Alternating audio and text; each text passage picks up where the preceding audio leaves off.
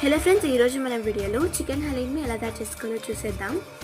హలీం చేయడం పెద్ద ప్రాసెస్ అని చెప్పి మనం అనుకుంటాము, కానీ చాలా ఈజీగా చేసుకోవచ్చు. అలాగే ఫస్ట్ టైం చేసినా కూడా చాలా టేస్టీగా వస్తుంది. దీనికోసం బౌల్ని తీసుకొని ఎర్రపప్పు, బాది, కొద్దిగా శనగపప్పు, ఉద్దిపప్పు, బాదం, కాజు ఇవన్నీ వేసుకొని నానబెట్టుకోవాలి. పెట్టుకున్న వీటిని కుక్కర్లోకి వేసుకొని రెడీగా పెట్టుకోవాలి. దాని తర్వాత ప్యాన్ తీసుకొని ఆయిల్ వేసి చికెన్ వేసేసి మసాలాస్ అన్నీ కూడా వేసుకొని చికెన్ని ఫ్రై లాగా ఉడికించుకోవాలి.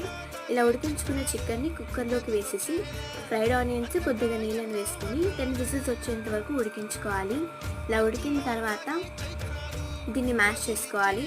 మ్యాష్ చేసుకొని సర్వింగ్ ప్లేట్లోకి తీసుకొని సర్వ్ చేసుకుంటే చాలా టేస్టీగా ఉండే చికెన్ హలీం రెడీ అయిపోతుంది.